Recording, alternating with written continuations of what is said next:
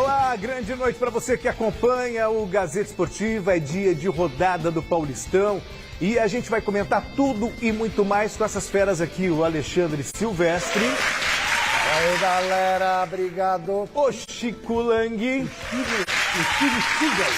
Steve Seagal, pois é. Lembra, né? Estou com o rabinho solto. O Steve Seagal depois de uma pneumonia, né? Na verdade, que lembra justamente o rabo de cavalo. O rabo de cavalo. Não vou falar rabinho que fica estranho. E hoje rabo tem Corinthians, Mas né, eu pelo menos tenho cabelo, né? Você tem cabelo. Pô, eu também tenho, ó. Se você quiser fazer uma briga, a gente vai. Vai perder, Chico. E eu mais ainda, eu não vou entrar nessa briga. Né? Fica entendeu? fora. Mas tudo bem, faz parte. E o Corinthians joga hoje. Joga hoje, o José Para a barba, Paes. cabelo e bigode. Que tiradinha perfeita. Eu vou poder falar ou tá complicado? Por favor. Hã? Mas há tanto tempo eu tava com saudade. Eu sei, tá perdoado. Olha só, o Zé Paes está lá no Brinco de Ouro para o jogo de daqui a pouco do Santos lá em Campinas. E o Thiago Salazar está posicionado na Neoquímica Arena com tudo do compromisso do Corinthians, buscando a primeira vitória no Paulistão. Tem também as últimas novidades do Palmeiras, que ainda não anunciou reforços. E quero saber hoje a opinião do Silvestre, aqui na bancada, sobre essa movimentação do Verdão, ele que é setorista do Palmeiras. E claro, que o São Paulo também está com a gente aqui no Gazeta Esportiva. Então, daqui a pouquinho a gente volta para falar também da estreia de gala do Soares no Grêmio. Fique ligado. Estamos de volta. Daqui a pouquinho, 2 grandes times paulistas vão entrar em campo. Então, a nossa equipe está espalhada pelos estádios. Começamos o giro de repórteres com o José Paes, no Brinco de Ouro da Princesa lá em Campinas. Boa noite, Zé. Conta pra gente aí, qual é o clima de momento?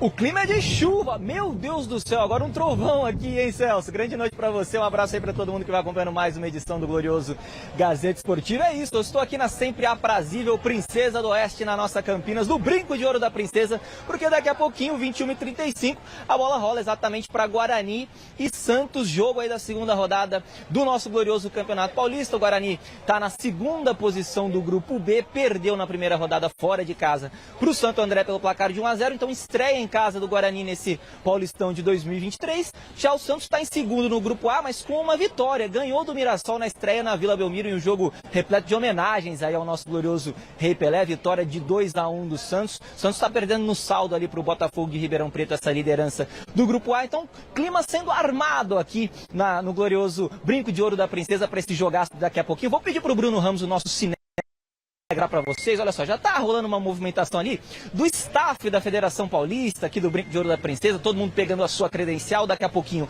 eu vou pegar a minha, Bruno Ramos a dele, Rafael Estevam, nosso auxiliar, também pegará. Então todo mundo, tudo ficando prontinho para esse jogaço de daqui a pouco. Daqui a pouco, por falar em daqui a pouco, eu vou voltar aqui no Gazeta Esportiva com informações do Santos, com o provável time do Santos, com a palavra de um jogador importante desse time, do técnico Odair Hellmann. Enfim, tem muita coisa pra gente falar no Gazeta Esportiva, mas agora eu devolvo pra você aí, na Avenida Paulista, meu querido Celso Cardoso. Vai daí. Muito bem, José Paes. Guarani e Santos já fizeram jogos memoráveis ao longo da história.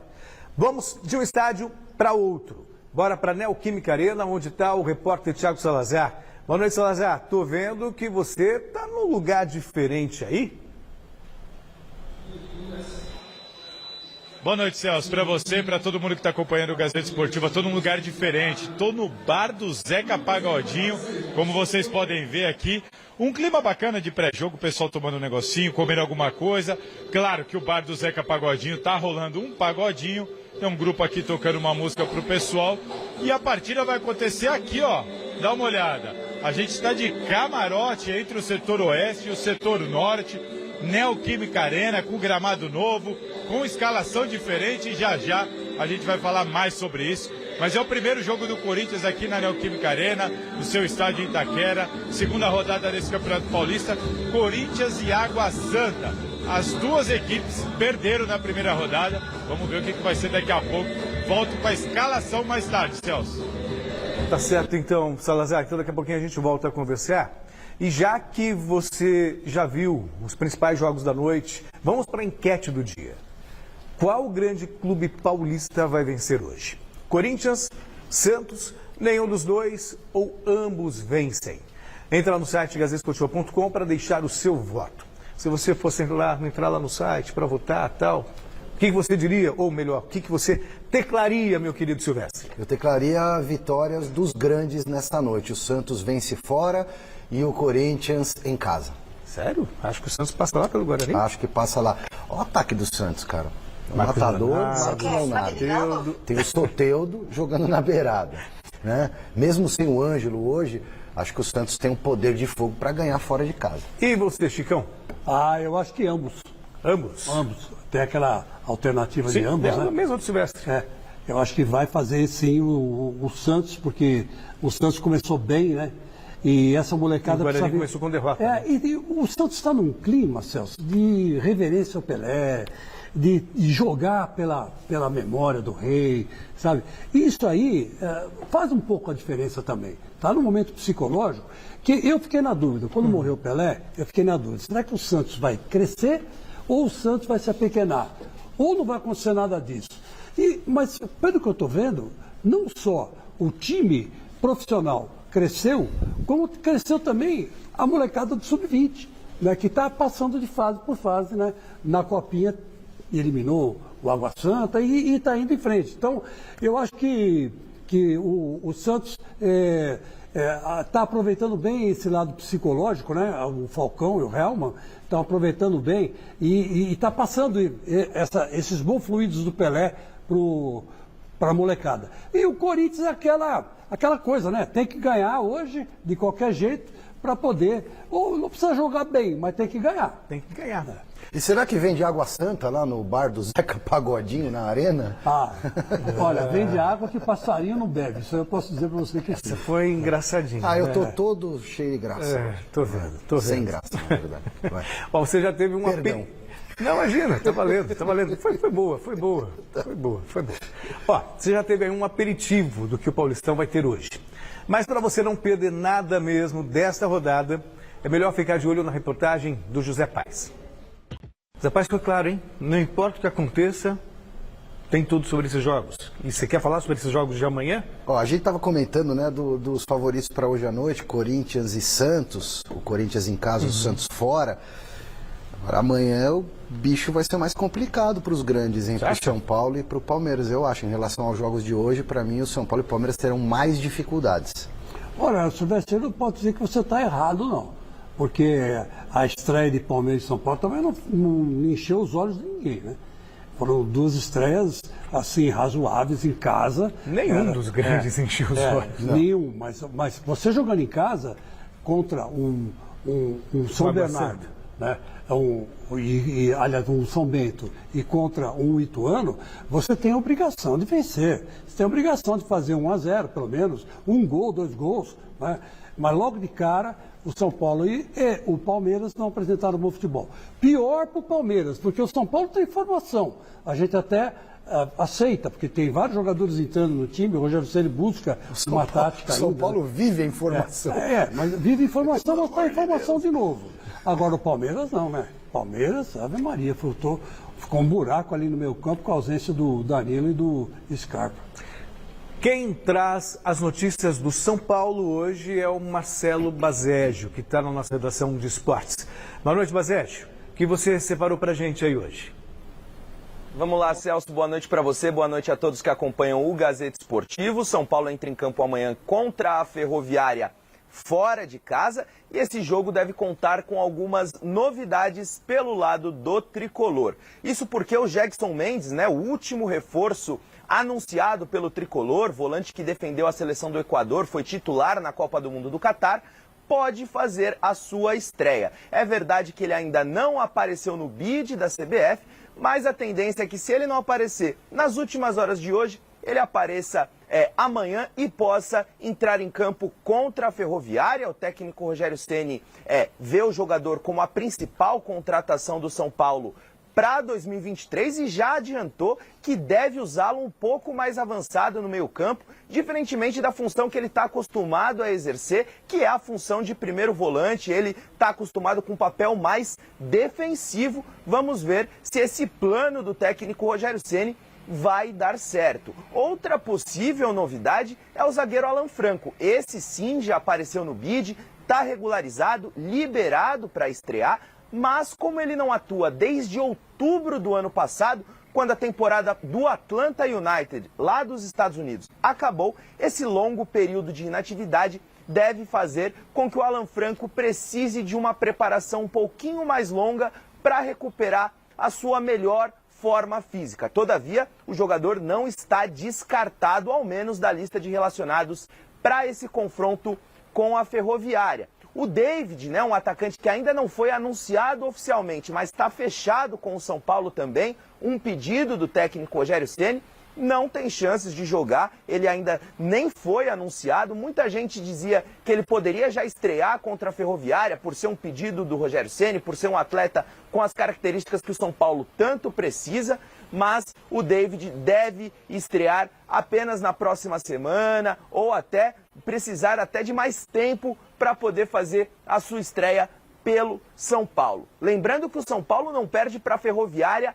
há 27 anos. A última vitória da Locomotiva foi no ano de 1995. De lá para cá, tiveram outros 5 confrontos, 3 empates e 2 vitórias pro tricolor, incluindo a goleada nas quartas de final do Paulistão de 2021. Paulistão esse que o São Paulo acabou conquistando em cima do Palmeiras. Eu devolvo a bola para vocês aí no estúdio, já estamos de volta.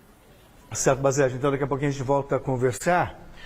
Concordo com você, o jogo do São Paulo é difícil com a Ferroviária. Apesar desse tabu aí, né? Mas o São Paulo... Eu não estou muito entusiasmado com o São Paulo não nesse começo de temporada, pelas contratações. Você achou que não foram boas contratações? Na verdade, não é que não foram boas. Talvez tenham sido aquelas que o São Paulo poderia fazer pelo momento financeiro. Esse rapaz aí, o Mendes, jogador de Copa do Mundo, titular da seleção do Equador no Catar. Vamos ver, não vai nem jogar na posição original dele, também um jogador mais de marcação.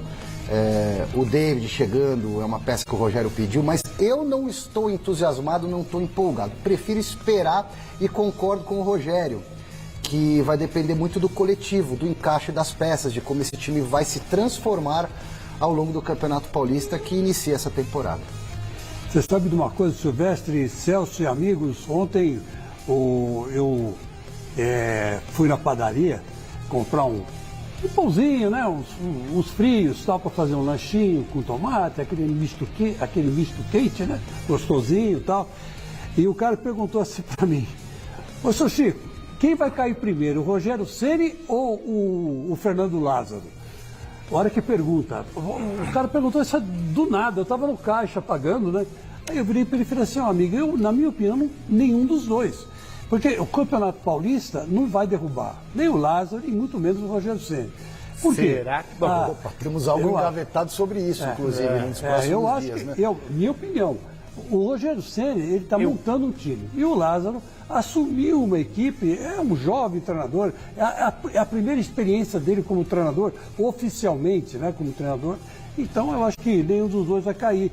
E essa pressão que o Rogério Ceni está sentindo, eu estou falando isso para dar as vaias, né? E o cara me perguntou isso para dar as vaias depois do jogo, para cima do Rogério Ceni. Mas aí então, vai de que foi ver o jogo e não teve vitória. Tem muito oba-oba também no estádio.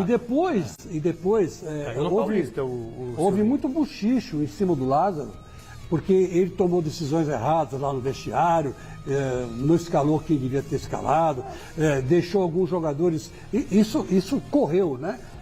A boca pequena. Quer dizer, não foi à toa que o cara me perguntou isso. Eu falei que acho que nenhum dos dois vai cair. O Campeonato Paulista não vai derrubar nenhum dos dois. O ideal é que, né, de sequência é o trabalho.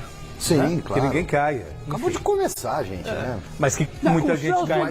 Mas de vez em quando... Cai no Campeonato Paulista. O Campeonato Paulista é uma máquina de moer. Aliás, o futebol brasileiro sobre isso. O Celso é um defensor de pelo menos um ano de trabalho, né? Aí não. Ou 2 anos de trabalho. Eu também o Celso defende essa tese. Não, eu não. Assim, mas também com 1, 2 rodadas, se já começar a especular queda de técnico... É que ele tem em mente o Alex Ferguson. Então é que ficou 200 anos lá Lá no, Mas você É lá contrata no- alguém que você confie. Se você confia, dê tempo ao tempo. que as lá coisas no funcionam. Arsenal, né? Ficou 200 anos lá no Arsenal. Olha só, pausa no Paulistão para ver as definições das últimas vagas nas quartas de final da Copinha. Dá uma olhada na tela. Celso. E aí, Copinha entusiasmando vocês ou não? Posso falar desse pênalti aí do menino, claro. cara? Que você vê que ele nem toma distância, né? Sim. Quem batia pênalti assim como ninguém, aí é pra quem é mais velho, como eu, como vocês, né? O Cláudio Aldão. Você lembra do Cláudio Aldão batendo pênalti? Ele não tomava distância, era um pé de apoio, mas era muito preciso, chutava muito bem a bola. Aliás, um grande atacante que jogou até no Corinthians, o Chico Leme. O Henrique Dourado também batia pênalti assim, lembra? Ele ficava parado, ele ficava ali e não perdia pênalti. Era a lenda, né, dele, né? O Henrique Dourado. Era outro. Então, quer dizer, mas é assim, a garotada tem que aprender. Pênalti bem batido é aquele que entra. Essa aí foi uma frase do Evair. Ele veio aqui no Mesa Redonda e falou isso quando ele você fez jogava a ainda. comparação com o Cláudio Aldão, não, mas ele perdeu o pênalti. Ele né? perdeu o pênalti, quer dizer, não, o pênalti de se Não é brinca. pelo jeito de bater, porque você vê que ele não dá Sim. nenhum passo, ele fica com o pé de apoio e chuta com outro pé. Foi muito confiante que ele ia tirar o Enquanto goleiro. o rapaz do outro jogo lá meteu uma cavadinha lá de Alminha. Lá de Alminha. E tirou Lá do de Alminha, goleiro, lá né? Rivaldo, né, que batia pênalti assim também. Mas a questão é que pênalti é uma coisa que você não pode brincar. Você tem Também que acho. fazer e pronto. O Pato perdeu Nossa. o espaço no Corinthians. Nossa senhora, por causa ele daquele quase pênalti perdeu a cabeça, em né? Não, que Porto ele ia ele Alegre. apanhou matar no ele. vestiário, né? Ele E apanhou sabe no o que a minha vestiário. filha falou na Copa do Mundo? Pô, posso? Vai, eu gasto 30 segundos agora. Papai, por que o Tite deixou o zagueiro bater pênalti e o Neymar não? Futebol não é assim. Os melhores jogam na frente para fazer gol. Os piores não jogam na defesa para tirar a bola. O Neymar, que é o melhor, não bate e o Marquinhos chuta o pênalti. Olha a inteligência da criança. Claro que de uma forma superficial, analisando o futebol. Mas precisa dizer algo a mais? Acho que é você fazendo lavagem cerebral na cabeça da sua filha. Isso sim. Ó, voltamos ao brinco de Vai ouro. torcer pro Corinthians. né? O Zé Paz Esquece. traz agora uma declaração do Lucas Braga. Volta pra tela, Zé Paz.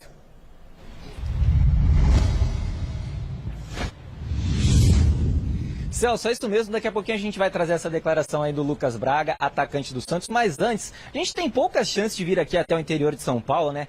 De passear por estádios aqui do interior de São Paulo. Eu tô na sala de imprensa aqui do estádio Brinco de Ouro da Princesa. A gente vai até dar uma passeadinha aqui dentro, né, Brunão? É a sala de imprensa da Rafael Radamés Prete, que é um torcedor símbolo histórico do nosso do Bugrão. Olha, cuidado, vem cá, vem cá, vem cá. Vem cá, cuidado, tem um degrauzinho aqui. Aê, Brunão. É um torcedor histórico do Bugre. E a gente vai passear, ó, a imprensa toda aqui já se posicionando, o pessoal do Plim Plim aqui já deixando câmera, tripé, aquela coisa toda, para depois bater um papo com o técnico Moser, o técnico do glorioso Guarani, que vai se posicionar aqui, Celso. Olha só, vai se posicionar nessa cadeira, vai bater um papo com a gente depois do jogo. O Vladimir aqui, que cuida da sala de imprensa, já ligou os telões aqui pra gente fazer um ao vivo bacana. E por que também eu tô fazendo daqui essa minha segunda entrada? Porque jogar fora de casa tem sido um problema para o Santos, pelo menos foi na última temporada, né, em 2022. Santos fez 33 jogos fora de casa em 2022, só conseguiu 7 vitórias. 7, 12 empates, 14 derrotas, 33% aí só de aproveitamento. Então foi muito mal. Fora o Paulistão, foram 6 jogos no Paulistão fora de casa, só uma vitória. Então vamos ouvir aí o Lucas Braga falando sobre esse início de trabalho do técnico Odair Hellmann, que até levou o time do Santos ali para Atibaia, né, aqui no interior de São Paulo também, para um período de pré-temporada. Vamos ver o que ele tem a dizer aí sobre o Odair Hellmann e sobre esse jogo diante do Guarani, jogo importante do Santos aí na segunda rodada do Campeonato Paulista. Vamos ver o Lucas Braga. Tem sido muito bacana, o Odair é um profissional maravilhoso e ele uniu um grupo, assim, a gente fez uma pré-temporada que foi muito importante pra gente em Atibaia, poder estar reunido e se conhecendo, né? E os reforços que chegaram são jogadores e pessoas maravilhosas também, de grupo. Importantíssimo começar com o pé direito, começar com vitória, ainda mais que dos 4 grandes só nós vencemos. E a estreia é sempre difícil, a estreia de um campeonato é sempre complicada, ainda mais porque as equipes do interior, elas começam um trabalho bem antes. Então, começar com o pé direito, você vê que todas as equipes tiveram dificuldades no primeiro jogo, a gente não foi diferente, apesar de ter conseguido a vitória, mas é importante. E continuar nessa trajetória, né? Buscar os próximos jogos, arrancada inicial, que é o mais importante na minha visão.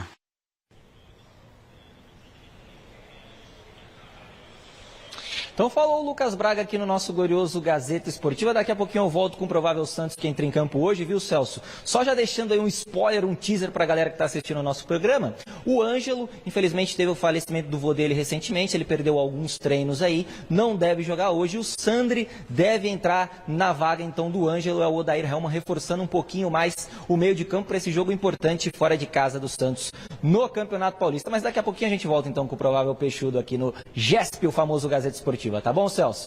Vai daí. Tá bom, Zé Paz. Obrigado pelas informações. E aí?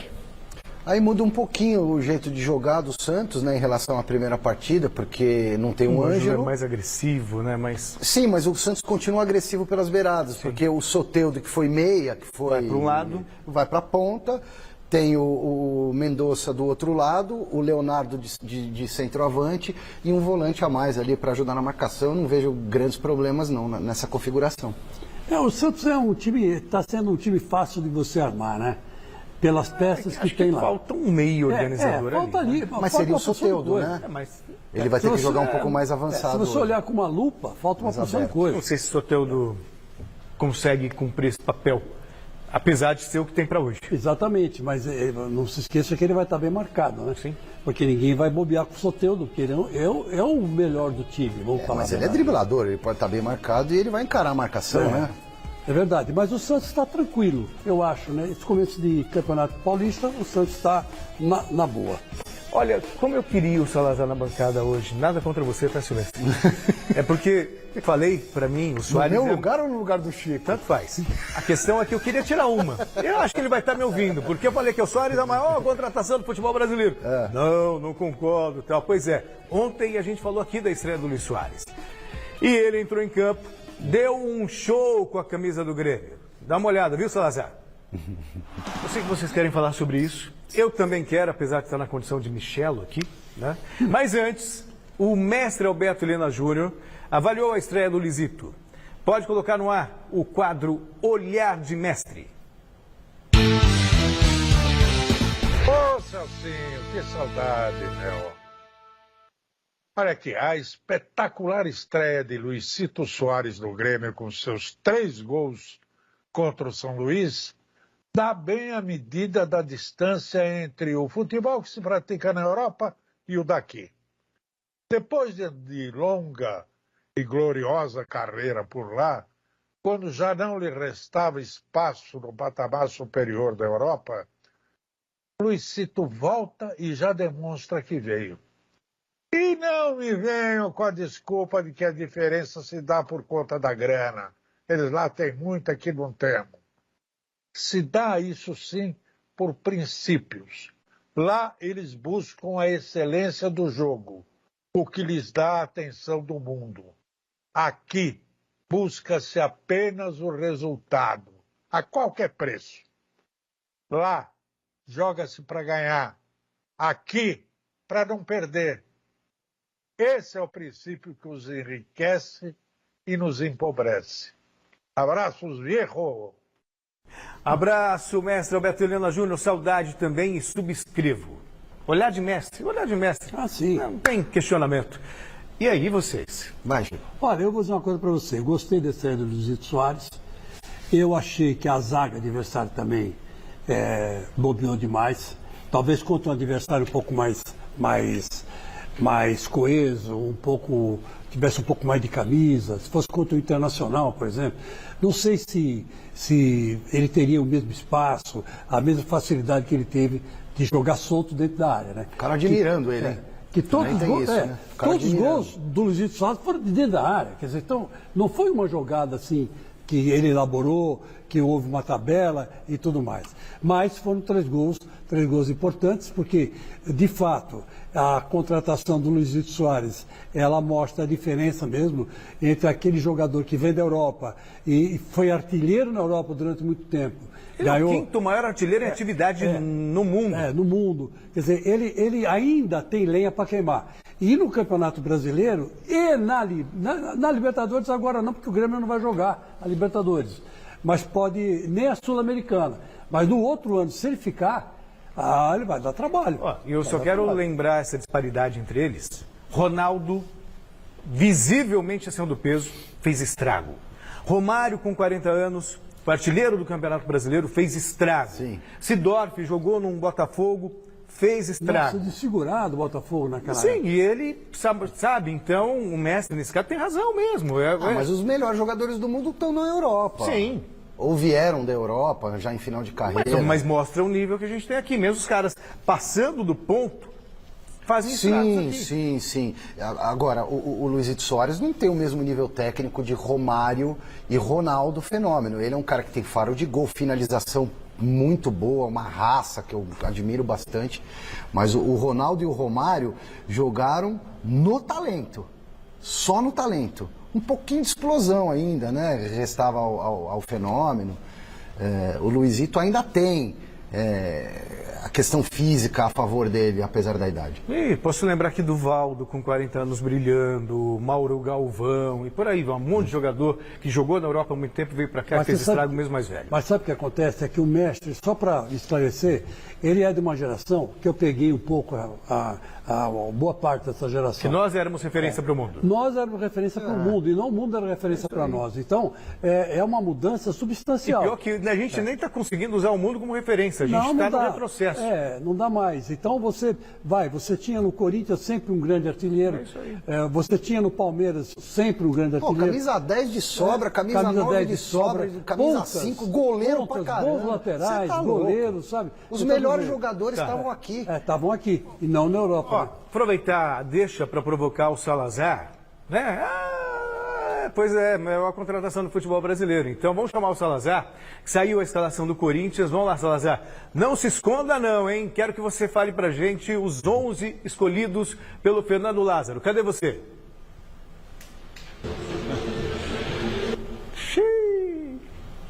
Fugiu.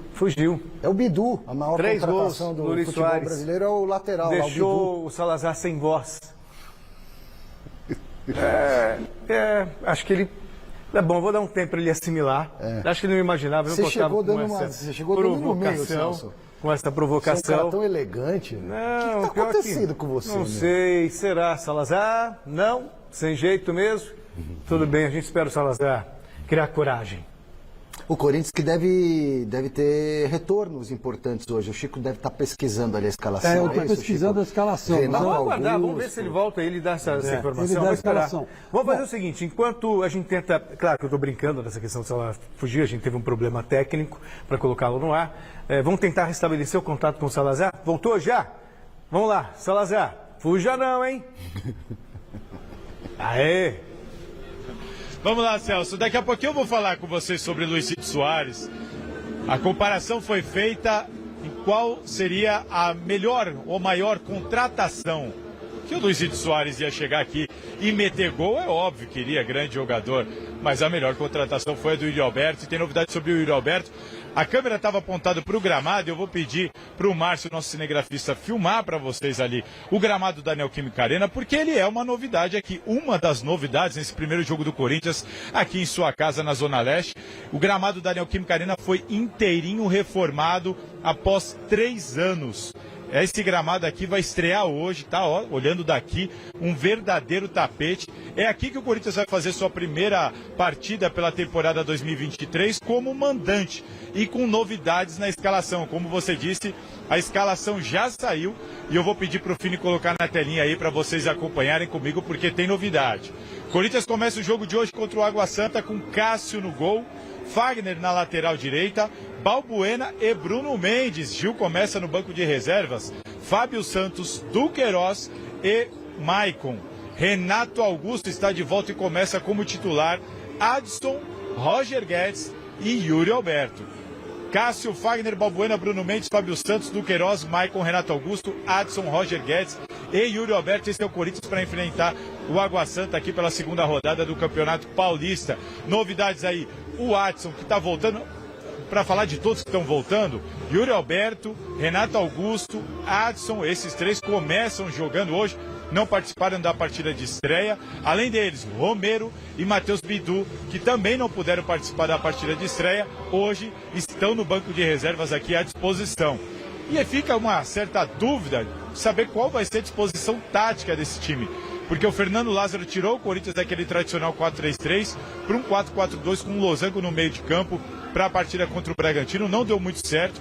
Olhando a escalação agora, parece que ele retorna para o velho esquema do 4-3-3, mas não dá para saber, porque Maicon e Du, por exemplo, os dois já fizeram função de primeiro volante, ele pode arriscar um 4-2-4, acho que a gente vai ter que aguardar, inclusive para entender se o Watson vai jogar como ponta, se o Watson vai jogar como meia, porque o Watson aqui já jogou dos dois lados, já jogou mais avançado, já jogou mais recuado. A gente vai ter que esperar no campo aqui para ver qual vai ser a disposição tática, mas é um Corinthians diferente, aliás, bem diferente do Corinthians que começou o Campeonato Paulista contra o Bragantino, Celso. Certo, Salazar, obrigado pelas informações. No jogo contra o Bragantino, eu fiz uma leitura diferente do Corinthians do ponto de vista tático. Uma linha de 4, o Fausto Vera à frente, e à frente do Fausto Vera uma linha de 4 de novo. Com o Roger Guedes pela esquerda, Du Queiroz e Michael pelo meio e o Juliano pelo lado direito, muitas vezes trocando de posições, às vezes vinha o Juliano para o meio, o Du Queiroz para lá. E o Júnior Soares. E o Júnior Soares, o Júnior Moraes, desculpa, lá na frente. O que eu imagino hoje, talvez, seja justamente também esse 4-1-4-1, com talvez o Michael fazendo aquele primeiro homem, ou o Du Queiroz, e à frente dele com o Roger Guedes pelo lado esquerdo, o Adson pelo lado direito, e no meio o Michael e Renato Augusto, que teoricamente, para mim, garante um pouco mais de criatividade ao time.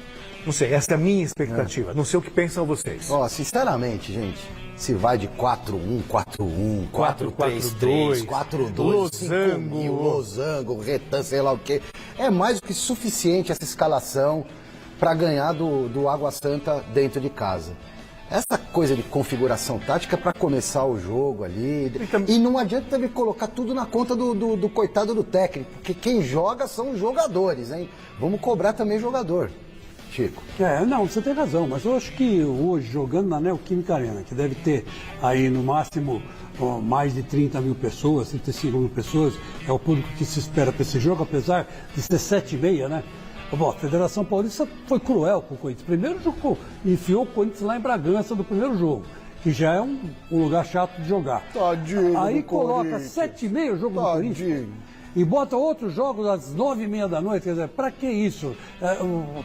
Se a televisão fez essa tabela, uma tabela burra, né? Porque esse jogo era um jogo para ser 9h30 por aí, né? Para o público poder chegar lá. Mas enfim, o Corinthians, no meu modo de ver, está com um time bastante forte, né? Aí eu colocaria no lugar do Adson, no decorrer do jogo, o Romero, para ver como é que ele está, né? Se ele voltou bem ou se não voltou bem. E deixaria esse time como está. Não mexeria, não. E no meio-campo, na verdade, Celso, quem vai armar é o Renato Augusto. Sim. Ele vai ser o homem da criação. Que é a criação. armação que faltou contra o Bragantino. Que faltou contra o Bragantino. E saiu o Juliano, né, para entrar o Adson. E essa é uma mudança que... E o Júnior Soares, né, que também Júnior Moraes. Júnior Moraes, que dançou também. Deve estar com saudade do Jô Soares. Tô com saudade do Jô Soares. Será que o Salazar está ouvindo lá? Será que o Salazar está ouvindo? Não precisa chamar, mas só para ele ouvir. O Salazar tá de brincadeira. O Yuri Alberto é a maior contratação do futebol brasileiro nessa temporada. Por que você acha que... É a maior contratação do Corinthians. Pô, você tá de brincadeira, Salazar? Por que você acha que eu fiz a provocação? Por favor, né, cara? Luizito Soares, um nome internacional, o quinto maior artilheiro, sei lá o quê, do universo. Mas quem foi o adversário mesmo? Mas e daí, São cara? Luís O azar do São Luís, cara. Você conhece Ituí, não? Eu conheço Ijuí. É uma bela cidade. Não conheço. Um abraço para Ijuí, lá no Rio Grande do Sul. Não conheço. Eu já fiquei doente em Ijuí. Não sei se é no sul, se é no norte, se é no oeste. Não, é no sul. No sul. Muito bem. No Rio Grande do Sul. Não, que eu sei que é no Rio Grande do Sul, eu sei. Eu não sei que lugar que fica. Voltamos à nossa redação de esportes. Dessa vez para o Bazégio te deixar muito bem informado sobre o Palmeiras. Diz aí pra gente, Bazégio. É isso, Celso. O Palmeiras entra em campo amanhã contra o Botafogo de Ribeirão Preto, mas por enquanto só se fala do substituto do Danilo. Quem virá para o Palmeiras para preencher a saída do volante, o volante que foi para o Nottingham Forest, se juntou ao Gustavo Scarpa no clube inglês, e agora a diretoria palmeirense analisa alguns nomes para fazer aquela contratação certeira para não queimar dinheiro. E olha, o candidato favorito para chegar ao Palmeiras, para ser o substituto do Danilo, é o Matheus Henrique. O volante de 25 anos chamou a atenção com a camisa do Grêmio, despontou no cenário nacional como jogador do Grêmio, se transferiu para o futebol europeu, atualmente atua no Sassuolo da Itália. E uma curiosidade, o Matheus Henrique ele é palmeirense, é o clube do coração, o Palmeiras. Então, o jogador vem tendo bastante ansiedade em relação a essa negociação. Será que vai dar certo? Será que não vai dar certo? Porque é um sonho do atleta vestir a camisa do Palmeiras. É claro, existem os detalhes financeiros, todos os trâmites burocráticos, mas se depender apenas da vontade do jogador, Matheus Henrique deve ser o reforço do Palmeiras para substituir, para preencher essa lacuna deixada pelo Danilo. Bom, se na volância aí ainda tem um pontinho de interrogação no time do Palmeiras, na lateral direito é uma situação completamente inversa. O Marcos Rocha, dono da posição, completou 5 anos de sua estreia pelo Verdão nesta quarta-feira. O Marcos Rocha, que aos 34 anos é um super campeão, ganhou 2 Libertadores, 2 campeonatos brasileiros, Copa do Brasil, 2 campeonatos paulistas, Recopa Sul-Americana, enfim, não faltam títulos para o Marcos Rocha com a camisa do Palmeiras, e ele comentou um pouquinho sobre essa marca de 5 anos da estreia pelo Verdão. Vamos conferir o que o Marcos Rocha disse. Olha, hoje uma marca muito expressiva para mim na minha carreira, né? 5 anos vestindo a camisa do Palmeiras, 5 anos ganhando títulos, escrevendo a minha história no nome do clube. Então, estou a agradecer, né, todas as pessoas que eu conheci nesses 5 anos, né, vocês que estão no nosso dia a dia. Passa um filme, uma história, né, a dificuldade que eu encontrei no começo, em se readaptar a um grande clube como o Palmeiras, né, de pressão, cobrança.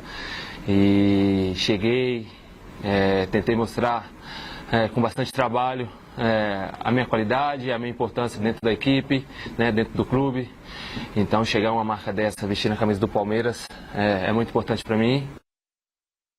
Tá aí o Marcos Rocha. Só para completar em relação à possível chegada de um novo volante, que deve ser o Matheus Henrique, enquanto ele não chega, enquanto o Palmeiras não conclui a negociação, Jailson e Gabriel Menino são as opções do técnico Abel Ferreira para primeiro volante. Tem também o menino Fabinho, né, cria das categorias de base, esse corre por fora, mas por enquanto é isso. O Palmeiras que encara o Botafogo de Ribeirão Preto amanhã às 9h30 da noite. É com vocês aí no estúdio.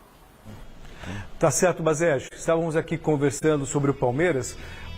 Não que o Jailson e o menino não sejam bons jogadores, é que eles não conseguem dar a mesma característica de jogo com a presença, a mesma dinâmica com o Danilo. O Danilo é muito rápido, além de marcar, morder, distribuir jogo, canhoto.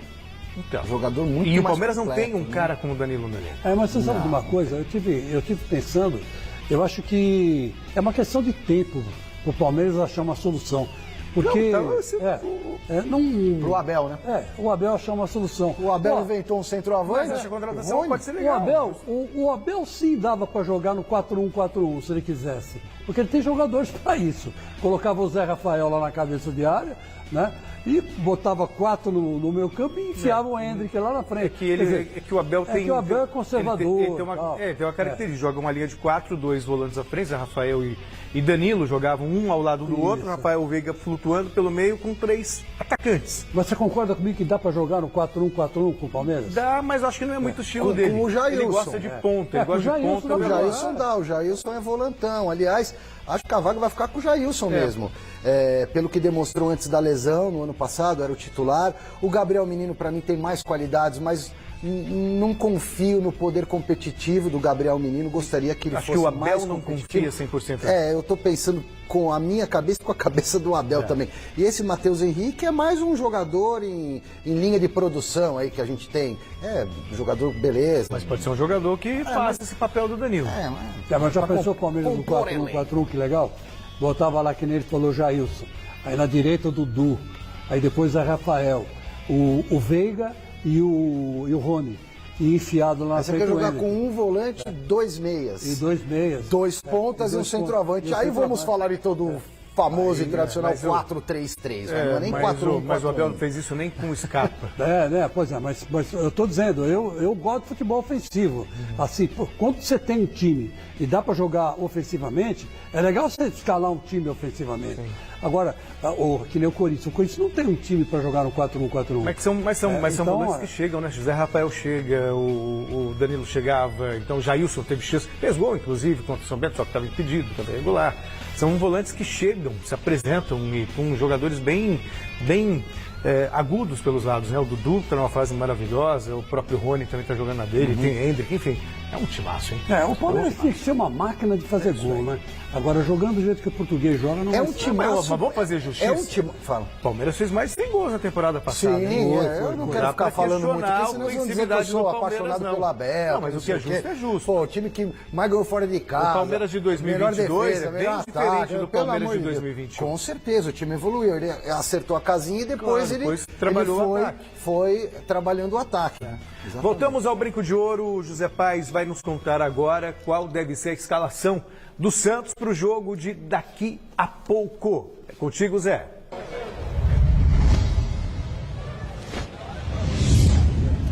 É isso, Celso. Vamos falar assim dessa provável escalação do Santos para daqui a pouquinho aqui no Brinco de Ouro da Princesa. Mas antes, trazendo para vocês mais um local interessante aqui do estádio do Guarani. Pedi para o Bruno Ramos mostrar para vocês. Olha só, essa estátua bem bacana que tem aqui, uma homenagem da torcida bugrina ao professor Carlos Alberto Silva, campeão brasileiro com o Guarani em 1978. O Guarani, que é o único clube do interior do Brasil campeão brasileiro. A gente não considera o Santos do interior do Brasil, né? Então o Guarani, a única equipe do interior do Brasil campeã brasileira. Isso foi lá em 78 com Carlos Alberto Silva no comando daquele time que tinha o Zenon, tinha o Careca, que segundo Alexandre Silvestre é da mesma prateleira que o Romário. Daqui a pouquinho ele pode falar isso. Mas vamos então aí com o provável Santos, o provável Peixudo que entra em campo aqui no Brinco de Ouro da Princesa. Na tela para vocês aí, diretor, bota aí o provável Peixudo então com João Paulo no gol, o João Lucas na lateral direita, Maicon, Eduardo Bauerman e Lucas Pires fechando o setor defensivo com o Dodge, o Zanocelo e o Sandro. Então o meio campo um pouquinho mais reforçado. Lá na frente, Steven Mendonça, que chegou nesta temporada agora de 2023 para o Santos, Marcos Leonardo e Soteldo então jogando do lado esquerdo. Ele que na primeira partida fez aquela função ali de meia para o técnico Odair Helman conseguir colocar todo mundo no time, né? O Mendonça, o Marcos Leonardo e também o Ângelo, mas como eu disse aqui na minha segunda entrada no Gazeta Esportiva, o Ângelo acabou perdendo o avô, ficou alguns treinamentos fora, então não deve jogar essa partida de daqui a pouquinho aqui no Brinco de Ouro da Princesa. Claro, a história completíssima desse jogo eu trago amanhã para vocês aqui no Gazeta Esportiva, tá bom, meu querido Celso Cardoso? E continua chovendo aqui em Campinas, não para, não sei como será esse jogo, acho que debaixo de muita chuva, viu? Vai daí, Celso. Valeu, Zé, bom trabalho aí. A gente conversa então amanhã com os melhores momentos, aí com a reportagem desse jogo. O Zé Paes faz parte da família Adams, ele vai andando e a nuvenzinha acompanha. A nuvenzinha acompanha ele, a Maria. E a tal da Vandinha, né? Da série agora. Vandinha. Meu Deus. Não me peça mais informações. Tá viciado nisso aí, né? Filha do salve, vê esse negócio. Ó, Careca fácil. Careca, Antônio de Oliveira Filho. Careca fácil. Fácil para mim, modesta opinião, na mesma prateleira técnica de Ronaldo Fenômeno e de Romário. É uma questão de detalhe achar esse ou aquele melhor. O Careca era um atacante completo, perna esquerda, perna direita, cabeceio, voleio, brigador, jogava de 9, de 8, caia pela ponta, tabela, velocidade, tudo que você quiser. Você está falando de 44 anos atrás, quando o Guarani foi campeão brasileiro, né? Que loucura. Verdade, e bem diferente do Guarani de hoje, né? Que já estreou com derrota. E se bobear, o Santos hoje dá uma encaçapada de novo no Guarani, que é que eu acho que vai acontecer. Último contato com o Salazar na Neoquímica Arena. Fecha pra gente o noticiário do Corinthians, que joga hoje, Salazar. Diz aí. Vamos lá, Celso. Primeiro, meu direito de resposta ao meu amigo, parceiro de quarto do Qatar, Alexandre Silvestre. A discussão não foi sobre o atacante com a melhor história, com os maiores feitos. A nossa discussão foi sobre a maior contratação. E o Yuri Alberto tem 21 anos. Ele pode dar retorno financeiro e técnico ao Corinthians.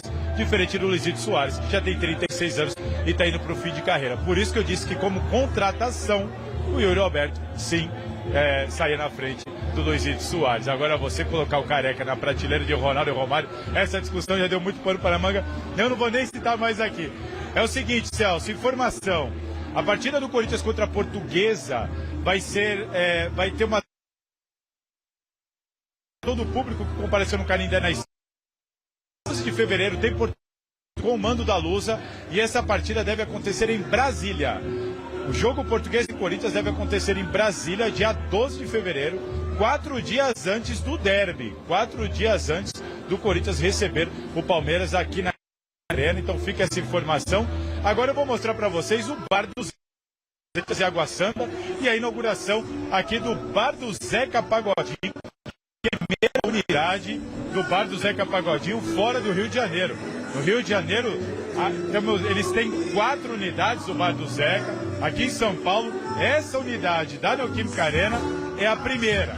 E hoje ela está abrindo as portas pela primeira vez em um jogo do Corinthians, né? Você pode vir aqui de terça a domingo, a partir do meio-dia. Todos os dias tem show. Claro que o som é samba, claro que o som é pagode, como gosta o meu grande José Paz. E é daqui que a gente vai acompanhar Corinthians e Água Santa logo mais pela segunda rodada do Campeonato Paulista, Celso. Certo, Zé Paz. Boa, lugar temático. Rapaz, não, Thiago Salazar, perdão. Ficando muito louco eu tô aqui. Até porque não tem como não ficar louco. Somos 3, então. Seja bem-vindo ao clube. Te convenceu a defesa do Salazar, não, né? Posso fazer uma pergunta? Deixa o Salazar falar. Eu quero saber o seguinte. Qual é o maior sambista paulistano, né? Ali fez todos os sambas possíveis e imaginários. Dona Irã Barbosa. A Dona Irã Barbosa. Aí o corintiano, morava no Bexiga, era o bar dele, mas ele era um corintiano, né? Aquela famosa propaganda, vem aqui para beber ou para conversar, né? E a Elis Regina gravou todas as músicas dele, o cara virou um ícone, né? Até no Rio de Janeiro ele é reconhecido, e o Corinthians faz um bar e chama o Bar do Zeca Pagodinho. O bar é do Zeca Pagodinho, cara, que tem uma parceria com o franchise, fizeram uma franchise, fizeram um rolo. Mas se é para homenagear... Tudo é, ó. Se é para homenagear, tem que homenagear o Dona Irã Barbosa, mas aí não é homenagem, ô meu, Chico, aí é como negócio. diria ele, né? Ô meu. Né? E aí, mas eu entendi, eu entendo muito bem o que você quer dizer, a identificação, né? Agora, o mundo hoje é tudo isso aqui, ó. O mundo é isso aqui, ó. Mas colocaram uma estátua lá do Zeca Pagodinho, um boneco de cera, sei lá o que. O bar é dele, Chico. O bar é dele, mas então monta lá fora uma estátua para Dona Irã Barbosa, um busto para ele. Corintiano de mão cheia. O primeiro grande teste do Vasco na temporada terminou com um sabor amargo para o torcedor. O time Cruz Maltino perdeu por 3-0 para o River Plate. São Paulino Léo Pelé, o ex-corintiano Lucas Piton, que o Chico está com saudade, foram titulares no time comandado por Maurício Barbieri. Querem falar sobre essa estreia do Vasco? Eu quero falar. Esse aí é o famoso torneio Mickey, né? É, o Florida Cup. Isso, que a Florida Cup, que o torcedor vascaíno não pode se deixar levar por esse resultado. Porque todo mundo que vai lá e ganha... Ou que perde. Não faz diferença nenhuma na temporada. Isso aí é um torneio caça-níquel, dessa vez foi o Vasco. Torneio de pré-temporada. Pré-temporada, já foi o Corinthians, já foi o Palmeiras, já foi também, né? O São Paulo. São Paulo foi campeão. Sabe, então Rogério Ceni de técnico. Com o Rogério Ceni de técnico. Visto o Corinthians. Não quer dizer absolutamente nada. Deixa pra lá. E esse River Plate aí não assusta ninguém, não. O Luan, é verdade, me lembra que o Corinthians jogou contra o New York City na época. Isso. O Luan fez 2 gols, fez falta e tudo mais. Fez 2 gols, um de falta e outro normal. Prometia uma contratação fantástica. Agora, citando de novo meu querido colega de quarto de Catar, Thiago Salazar, esse negócio de comparar torneio Mickey com a Supercopa do Brasil não tem nada a ver, como ele disse ontem, viu? O resultado da enquete a gente mostra agora. Qual grande clube paulista venceu hoje? E a maioria respondeu que é o Santos, com 53% dos votos. O Corinthians ficou só com 26%, Chico. Mas deixa estar, Jacaré. Então tá bom. Tchau, Salazar. Tchau, Salazar. Tchau, eu te adoro, Chico. meu querido. Tchau para você também que está em casa. Tchau, Fica agora com o Jornal da Gazeta e a gente volta amanhã, tá bom? Amanhã. Valeu. Tchau.